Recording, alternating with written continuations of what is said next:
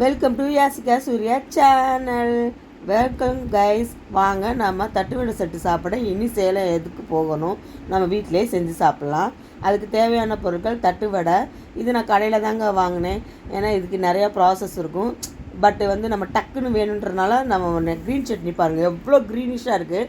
Green chutney என்னன்னு போடுறேன்றது நான் ஊடால வீடியோவிலேயே சொல்கிறேன்.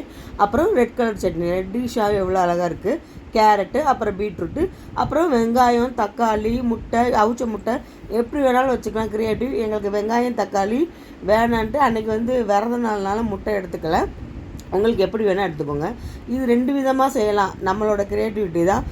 ஒரு தட்டு வச்சுக்கணும், அப்புறம் பீட்ரூட்டு, அப்புறம் ஒரு சட்னி அதாவது க்ரீன் கலர் சட்னியை தான் வைக்க போகிறேன்.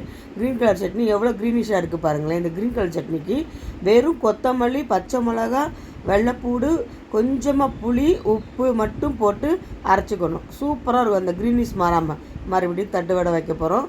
அடுத்து என்ன வைக்க போகிறோம்னா கேரட் வைக்க போகிறோம். அடுத்து ரெட் கலர் சட்னி எப்படி செய்கிறதுன்னு சொல்லிடுறேன் ஈஸியாக.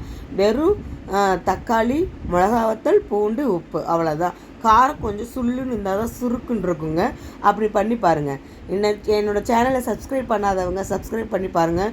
ஏற்கனவே 1500 வாட்ச் ஹவர்ஸ் போய் திருப்பி ரீயூனியன் பண்ணி நான் திருப்பியும் கொண்டு வரணும்னு முயற்சி பண்ணியிருக்கேன். நீங்களாம் என்னை சப்ஸ்கிரைப் பண்ணிங்கன்னா தான் எனக்கு மோட்டிவேஷனாக இருக்கும்.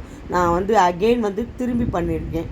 ஏன்னா நான் இதை விட்டு கொடுத்துடக்கூடாது, நம்மளால் முடிஞ்சதை செய்யணும், நம்மளோட சேனலை மறுபடியும் பலப்படுத்தணுன்றதுக்காண்டி நிறையா பண்ணியிருக்கேங்க. இது ஒரு செட்டு பாருங்கள்.